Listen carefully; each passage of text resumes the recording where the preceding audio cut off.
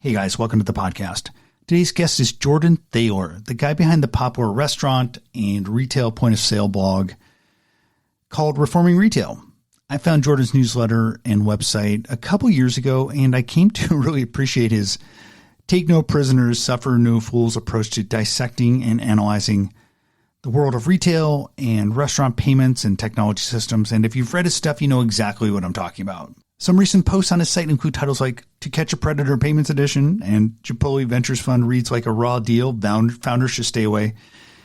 And that's it. That pretty much captures the posts and the style of writing that he has made a name for. But as Jordan says on the show, he really isn't a writer by trade. That's not really his day job. He started the site to really have a cathartic outlet, to work through some of the nonsense that he sees in the business he sees for his day job. His day job is running a business called Aben, which focuses on analyzing payments data to give product developers insights to help them build better products. So we discuss this.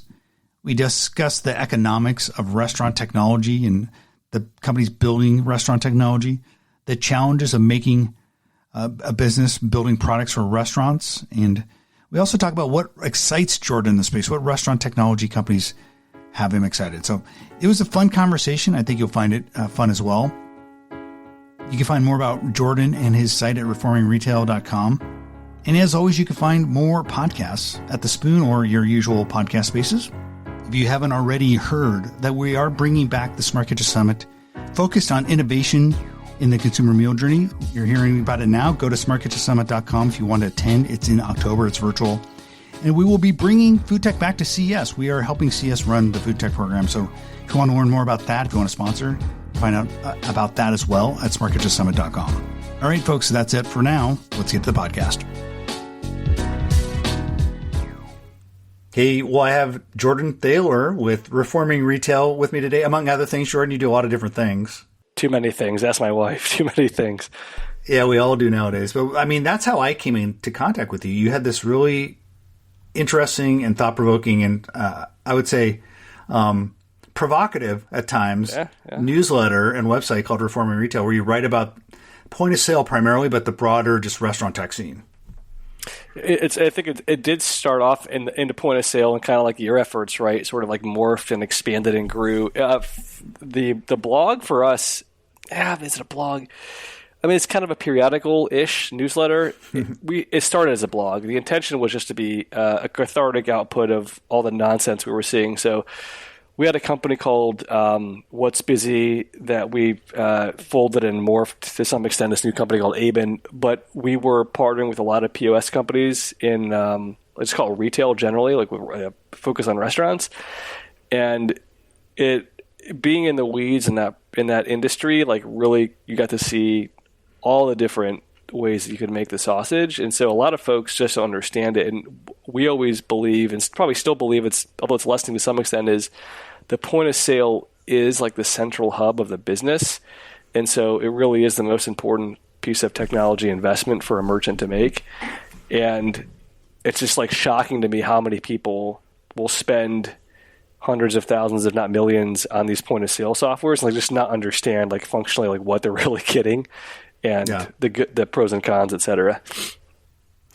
Yeah, you remind me a little bit like of the app developers who oftentimes get into editorial as an outlet, like Gruber, for example, right? Or Marco, who's like a developer who just need this outlet because they're seeing how the sausage is made and they just want to tell people. And I find sometimes those blogs or outputs are like the most informative.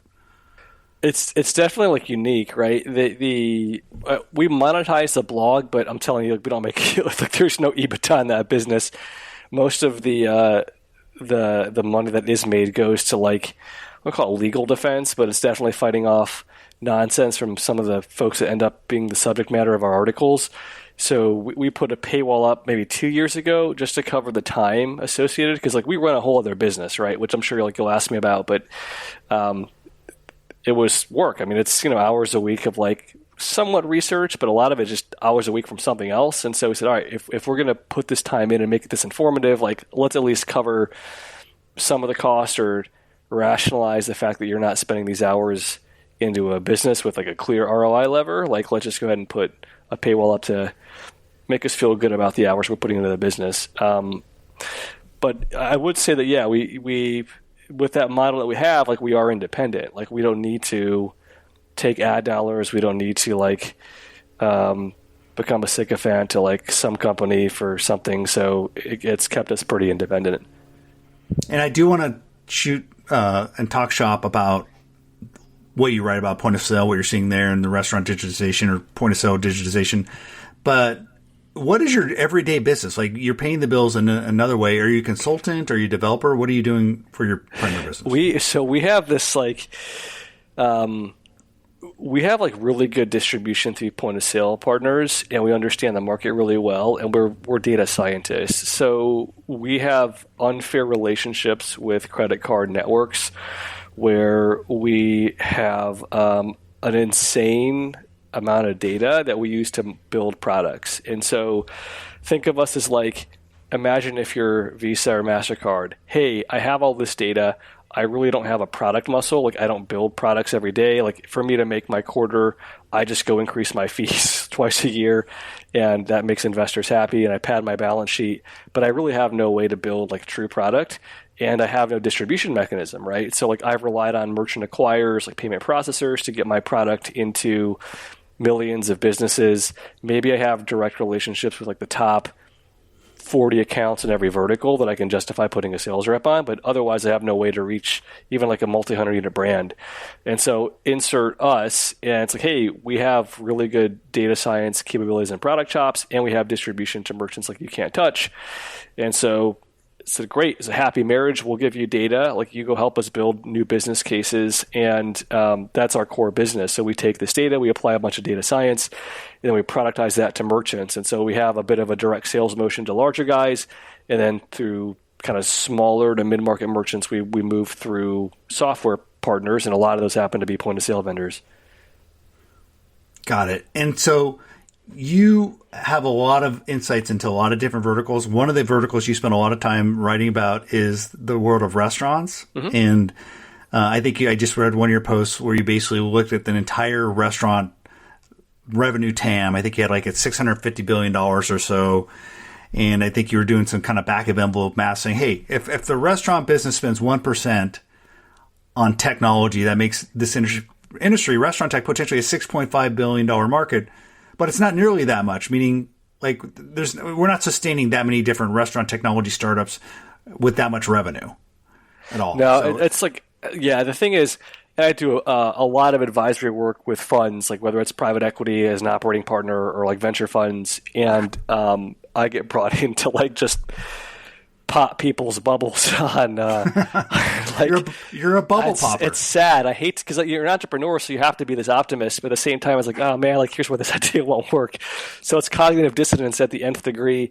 But the restaurant industry is like a miserable customer base. Like the only people that have managed to figure out how to build a public scale company are sadly payment processors who just like gouge their SMB customers blind, or i.e. Toast. Toast, but Toast is one of many. They happen to be a favorite target because they're just such a bad actor. Like the culture of that company is, and I've had friends that have interviewed for like very high level roles. Like it's just not a good company from everything that I have gathered on it.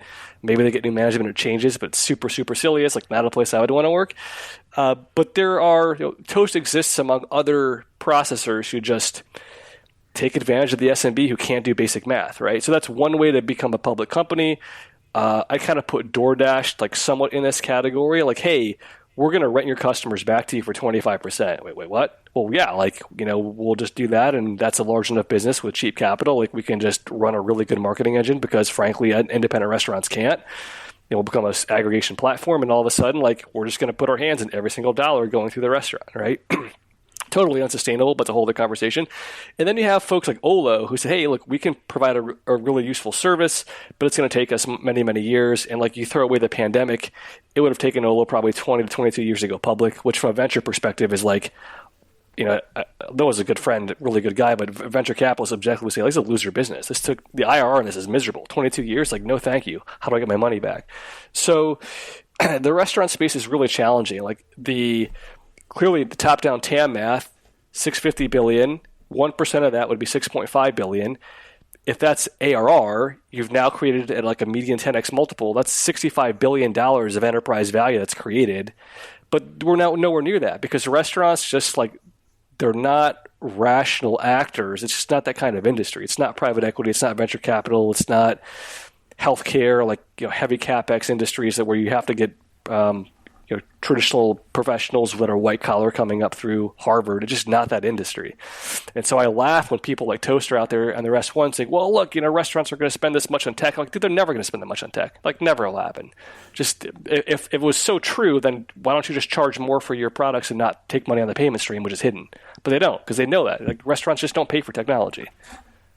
You mentioned the pandemic and how that impacted Olo's acceleration towards, I think, ultimately going public. Mm-hmm. I would imagine that it seemed like a lot of different restaurants, both like the kind of the mom and pop shops up to like the multi-hundred chains, did accelerate digitization, but that didn't change the basic economics of the business other than like maybe helping Olo get market penetration faster. I would say you see this weird dichotomy in the restaurant space, which you somewhat have seen in retail as like a precursor. So Olo's done really well with enterprise merchants, but the SMB is pretty much all being managed. The digitization is being managed by one single provider, whether it's their point of sale like Toast or Square or DoorDash, where all these providers are just sort of like aggregating and collapsing tools to give to the SMB merchant because the cost to reach the SMB merchant is insanely high. Like their conversion cost on a product is insanely high, right? So makes sense to sell like multiple products to that same merchant to get my costs back to justify the sales effort to reach this guy. I would say that the pandemic definitely accelerated the move to e-commerce in both the SMB segment and the enterprise segment. So Olo clearly had a huge tailwind in their public. You can go look at the numbers and it shows the shift. SMB the same way. I mean, there were a number of states where like literally it was illegal to go eat at a restaurant. So like it didn't surprise me. Like you're forced to digitize, right? How long that trend continues, like I think there's a ceiling. So we see D2C direct-to-consumer brands saying, God, competing for ad dollars and clicks and spends online is like really expensive. Like, how about we just open some brick and mortar stores now? So I think there's like very much a saturation point where it's like, the e-com pendulum can swing to the right, but at some point it stops and it doesn't go any further. And I don't know what that looks like for the restaurant space. I'm not sure if it's 20% orders are digital, right? Or off-prem. Is it a 30%? I don't know, but I don't think it's 100%. Yeah, I think the ghost kitchen model is proving to be more challenging than people expected. Yeah, I mean, related business, right? E-grocery. When you look at, and I've written a little bit lately about the 15-minute grocery model where these guys got literally billions of dollars of venture capital in the past couple of years. And in history would probably say, you should probably look back at Cosmo and Webvan and say, hey, should all this venture capital be going into this? And my takeaway was like, what really works is omnichannel. And even like Amazon and Walmart struggle to make online profitable from a grocery delivery perspective, but where they're making it work is, obviously Walmart has a massive retail footprint. Amazon went out and bought Whole Foods. And so like, it's hard to do pure e-commerce in food, in grocery. I would imagine it's probably somewhere in restaurant. It's different. Like in e-com, almost all the time, it's like a non-perishable item, right? That like can be shipped and sit on your doorstep for 24 hours, and like no one's going to get norovirus or whatever and die, right? So like, I just think it's a very different product fundamentally, and that makes it much more challenging. It's why restaurants have always been so low margin. Like they're manufacturing facilities. Every restaurant is a manufacturing facility with perishable inventory. It's insanely difficult. Like insanely difficult. I can't think of any other business that's as challenging. And then the rewards are like paltry and the things, right, relatively speaking, right? Like you make nothing on a margin basis in a restaurant and take that business and go to like healthcare. It's like fat margins and it's just so different.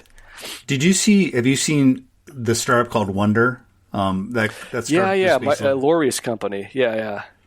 Yeah, it's basically they've raised close to $1 billion, and they're basically creating centralized food production with a distributed points of presence in a local metro with a bunch of vans, then deliver it to near the end customer. And I think they actually will have a further delivery, take it into the customer's home. But that to me is hugely capital intensive. I do like the idea of centralized food production, but I'm just curious of your thoughts on that. Well, Lori is a 2-time exec, right, in the e-commerce world. So diapers.com and then Jet, which he flipped to Walmart and was at Walmart for probably longer than he needed to be. But I don't know, like his cachet alone, he can raise that kind of money, but interest rates are no longer zero. So I don't know how long the investors will have patience for that business. I agree. Like a lot of these businesses, like Toast included, since you brought them up, like they only exist when interest rates are zero. Like when LPs have optionality and in their capital to earn returns, like you're not going to see the crazy buy market share at all cost conditions we saw the past decade. It's not going to happen. I don't know. I mean, Webvan. Definitely like a precursor to a lot of these, and I think still holds true because I don't see any fundamental change in like the operations of the business. Like you still have people, you don't have automation, like you're still delivering perishable goods. I don't know. Like a lot of what we've seen over the past couple of years really was dependent on like low interest rate, low cost of capital. And you think what we'll see going forward with the cost of capital going up will be drastically different? I think a rationalist would say like, yeah, dude, if I got debt instruments now, like corporate debt's back, I can make like real money on that. I don't think it's all going to go to equity. Like I think DoorDash, Toast, a number of these businesses, GoPuff, couldn't be built starting today. Just the cost of capital's too expensive, and an investor says, nah, I think we can find some other ways to not burn so much money to find out this is going to work. Looking at like the SMB restaurant, right? The idea of like a turnkey, like full stack digital solution, including touch, point of sale, touch pads, etc. That seems valuable. So it seems like there's an opportunity here. But what I'm hearing from you is like a lot of the guys that are the actors in the space aren't necessarily innovating. They're making money on. Am I kind of articulating your position? Yeah, I think like put it this way, right? If you made a restaurant $1 trillion and you could prove true incremental revenue, they would say, fantastic, here's $100 a month for that. They just don't pay for what things are actually worth. And so, case in point, if software is so valuable and you happen to bundle your software on top of payments, drop your payments to zero, right? So if people are going to pay for your software because it's so valuable, they'll pay what it's worth. But that's not the case. So I think what you sort of see in the SMB is the only way to make CAC, customer acquisition cost, pencil with LTV, lifetime value, right? So the cost to acquire that independent restaurant as a customer, how long they stay with me, there's math in there that tells you, hey, your cost to acquire the merchant should be no more or less than this, and as a percentage of LTV. To make that equation work, you have to make so much money. And you can't make that on software alone. You have to get the money out of the payment stream because the SMB merchant's not going to pay you $1,000 a month for your solution. They'll pay you $100 a month. That delta of $900 a month has to come out of that payment stream for you to make your math work to get more money from your investors. Is it that the SMBs have a hard time seeing the value, and there is value there, or the product providers are not providing value, so that they have to get their margin elsewhere? I think it's more of the former. Like I think a good way to think of this is like you walk into a restaurant and it's just the owner and he's opening shop, and you're like, man, I just was coming in off the street. It's a really nice Ferrari. Owner's like, oh yeah, I bought it yesterday. You bought a Ferrari? Yeah, I bought a Ferrari. Well, why a Ferrari? Well, it's the best car there is. What do you mean it's the best? Well, it's the fastest car there is. Okay, well, it's the most expensive. It's the best. Oh, okay. And then say, okay, well, now that I'm here, I want to sell you a point of sale system. All right, what's the cheapest price you can give me? That'll be his response, right? So, like, they just don't, in their own personal lives, they will value certain things, and they're like, oh, this makes sense. But when it comes to their business life, they just won't do it. It's not in their nature. It makes for a very challenging set of customers. Yeah, I think that makes sense. I mean, small SMB restaurant owners are not technology driven necessarily. They're not like, they don't have a technology person on staff. It's fog of war. They're just trying to like make food, etc. And so like they don't have the proper tools to evaluate whether or not this is true value here. They're not like working at an IBM saying, hey, I need this thing to make my product better. Yep, I think it's demographics. I think it's just sometimes the kind of people that get into that space, right, where it's like, hey, I really am an artist. I want to cook hamburgers really, really well, and I don't know business at all. And so, yeah, well, you're paying $20,000 a year on payments. Well, I don't know how to read a contract. Oh, well, there you go, right? So it's just an interesting space, which is why I think a lot of outside investors have gotten trapped over the years and no more. I think the market for venture capital has gotten smarter on this, but it's like, oh man, the TAM for restaurants is huge, right? And the startup came in the other day and they showed me the math and how much money they could save the restaurant. They're saving the restaurant $400,000 a year.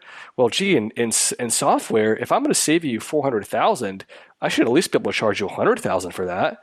Think of Google and Facebook. Hey, Google, if I give you $100,000 in marketing spend, you should turn around and show me $400,000 in revenue. Right? That's a pretty standard 4-to-1 in online advertising. Very standard. Doesn't work in restaurants. It's like more like 1,000-to-1. So like, I just created $400,000 in value to the restaurant, and they're like, "This is fantastic. Here's $1,000." So this doesn't work. So you mentioned the ghost kitchen model not really kind of working the way maybe people thought it would work a couple years ago. What are you seeing in that space? Are we going to continue to see a lot of that venture capital flow into those companies? We've seen some struggles with companies like Reef. They're not quite working out like people thought. What do you see happening there? Reef's a whole other animal. That's like, I think that's a bad model to hold up for the ghost kitchens. They have so many other things going on there that are detractors from a pure play ghost kitchen model that makes it really convoluted.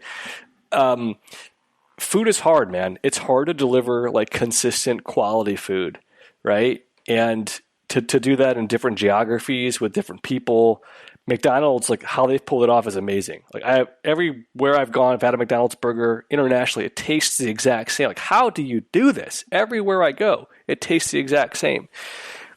I think the ghost kitchen model relies on still a lot of inputs that are unreliable, frankly, where you have, you've got chefs that make whatever, $20 an hour. Sometimes they don't show up, right? You've got other parts in that model that are highly susceptible to breaking, and it just makes it a really challenging model to pull off at scale.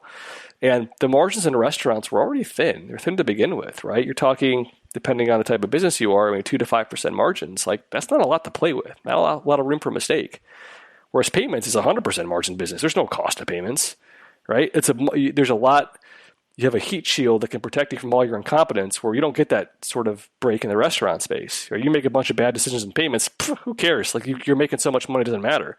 You don't have that sort of opportunity in the restaurant space. You make 1 or 2 mistakes, and like, that's it. Close up shop. Well, I do want to ask you about virtual brands then, because like a lot of people bucket that under the world of ghost kitchens, but there's a whole nother group of companies creating startups around virtual brands. So, hey, I'm going to create a restaurant brand. Maybe I'm going to partner with a Guy Fieri or whatever, and you can take your excess kitchen capacity where you're not doing your burritos and make Guy Fieri pizzas and sell it out under my brand. Is that a model you think is going to be successful? I can say this. I can make anything look good on a piece of paper, right? Give me an Excel sheet. I can make anything look good with enough tuning. You'd have to go to the practitioners that have done this at scale to see like where does the rubber meet the road. I think like Brinker's done this really well. Obviously, right? They're different concepts. Like Wade Allen over there, he's the best guy that I would say, hey, you want to talk to someone that's actually done this successfully, profitably, at scale, not like 1 or 2 stores, like hundreds of stores. Call up Wade and see what the numbers look like. I am not close enough to that to have an opinion that's worth putting anything in. You seem to be a fan of, well, I don't want to put words in your mouth, but you seem to be a little bit more kind of charitable towards Square and kind of what they're doing around innovation on restaurant tech than like, say, Toast or some of the others. They've made a big bet on the broader company, the parent company, renaming it Block.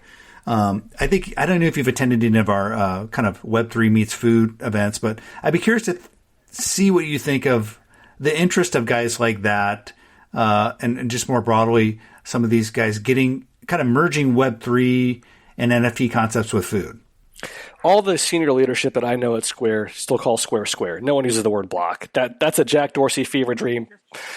Smoking peyote. I mean, that's a... It's kind of like Zuckerberg and Meta, right? That's exactly right. That's whatever. You have how many billions, you get bored, you want to change the name? Sure. If that's what makes you feel good at night, go for it. The people that operate the business still call it Square. To me, the real value that there's two things here. So one is, why am I kinder just like Square and spot on than I am to like a Toast or an NCR? It's like super simple, like human principles. Treat people well. Don't be a crook. Don't lie about things, and do the right thing.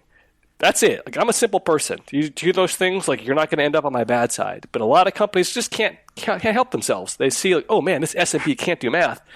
Fuck, how do I slip in another 200 basis points in this guy? That's just who they are, right? Square and Spot On and others, they're just doing the right things. Like Oracle, I'll give you an example. When Oracle was Micro's really challenging company to work with, they got acquired by Oracle and somehow got better. Shock. Never would have catch me saying this 10 years ago. Like, no, disaster. Oracle's huge slogan, going to totally shit the bed. Got to be a better company. Don't know how, but it did. So they're just doing the right things. That's kind of comment one. Comment two is, when I look at Square doing crypto, I think of it as, how do I disintermediate this really expensive tax to accept payments? That's 3%, right? Now, Square, like, it's irony because they make most of their money on payments, right? But if they could just say, well, shit, how do I go from 3% down to 1%, eliminate the issuing bank and the network and do it on my own rail, they win. The merchant wins, they win, and like, it's inevitable anyway. I think you're looking at probably 20 to 30 years before the duopoly of Visa and MasterCard crash. And I say that in total recognition that that's the hand that feeds us, right? Like, we work with the networks, we get the data, but it's not sustainable. You can't keep charging 3% to move money. That's ridiculous. So there is a logic to a business case besides just, but still a lot of it's just Jack Dorsey's fever dream. I think paying with crypto is such a broad term, but using alternative tender types that don't come with these excessive fees, like, that's a great opportunity for everybody. I don't know why you wouldn't pursue that. It's really hard to disrupt a two-sided marketplace. It's really challenging. I mean, the card networks are true networks. So you look a lot at just restaurant tech, in addition to other things. There must be some things that you're excited about when you think about the future, like maybe some startups you think are really interesting. Tell us about that, or some technology you're interested in. We just kind of pigeonhole this to just restaurant tech, or you want to talk like retail more broadly? Let's talk more broadly, then maybe we can get to restaurant. More broadly. I interface with the world of data. So for me, I think a lot of these solutions that are really pushing the boundaries of data optimization to like automate as much of the business function as possible are really interesting. The problem has been for a long time and will continue to be, there's just not that much money available for companies doing hard things in retail because the end customer is so low margin. And that's the issue. Like, there are companies out there that I think are doing pretty interesting things that just can't get the money they probably need to go to the next level. It would make everyone's life better, but because it's like, the end restaurant's going to pay you $100 a year for this tool, so like, I can't justify giving you $20 million. It makes it hard. I think that you'll see some of these guys that have that are not verticalized like the restaurant or retail space, that have more applicability horizontally, like voice AI, like those use cases, because it's like, oh, well, voice AI, I can throw that into healthcare, and healthcare margins are great, and people there are like much more rational with capital allocation. So like, that's a better market. So sure, you want to go prove this in restaurants and then go to healthcare. As an investor, I'm all in. So I think that unfortunately the retail industries will continue to be maybe proving grounds for technology that go elsewhere, because it's easy to get an SMB restaurant to like pilot something for free to get some proof points, but by the time you have to get real money, you just have to leave the vertical. So you might get glimpses at really cool technology, but I don't expect them to stay around the space too long because there's not that much money. I mean, is there a company or two that you think are like you get excited about? You've seen doing interesting things in restaurant tech, particularly? In the restaurant, well, yeah, I'd say that there's robotics and back of house. I think are really interesting, right? I think there's some interesting stuff going on with facial recognition technology for payment. The winner at the Mertech event that it's Alex's company, and that's escapes me now, but they're using AI to look at drive-through times and better understand how do I optimize that, right? And pulling out the drive-through timers and the hardware at the restaurants and just going to AI. Like, there's some really cool technology applications there. I think he's in the wrong industry, but like, again, that's one where, hey, we'll prove this in the restaurant space, and then once that's proven, like, where else can we go that actually will pay for the solution? Did you see that new Taco Bell proof of concept restaurant in Ohio, I think, where they have like it's elevated and they send the food down in little elevators? What'd you think of that? I think it's a lot, it's just marketing, right? Like, come on. The math actually I don't works know. with elevators. I think the choke point in a restaurant drive-through is like you all collapse down to like one window to drop the food off. You can have like 5 order stations, but you still have to zipper up. If they can kind of eliminate the zipper, it seems like it made sense to me. You'd have to show me the data that says we have so many people leaving and not spending money here because the line's too long that I can justify putting an elevator system. We're talking real money. Like, that's real money. So like, okay, show it to me. Because even if these sales are walking away, it's not like we're at a 80% margin business here. Right, we're a 5 to 10%. Well, actually, QSR, like 5% margin business. So we're not losing that much money in the scheme of things by not having an elevator. Yeah, it is interesting to see if it works. I have been in those small towns where you basically see like around the corner line of cars where they are lining up, and I just skip them sometimes if I'm like in a small town. But I don't know if the math works out, but it was interesting. So. But Jordan, I always enjoy reading your insights. Where can people find out more about you? Where can they find your newsletter? I don't know, man. Reformingretail.com. They can go on there. They can subscribe, and they can see the content and watch how we piss everybody off. That's always a good thing. It's like watching the train wreck. Well, all right. I appreciate you spending time with me, man. Yeah, Mike, always good to see you, man. So that's it for today's show. Thank you to Jordan Thaeler of Reforming Retail for coming on the show. As always, the Spoon Podcast is hosted and produced by me, Michael Wolf. The podcast is a part of the Spoon Media Network, and if you'd like to connect with us, just head over to The Spoon, you know where we are, or drop us a line at podcast@thespoon.tech. And if you haven't already given us a review on Apple Podcast or Spotify, please do so. It's really helpful for us. All right, everyone, that's it for now. We'll talk to you next week.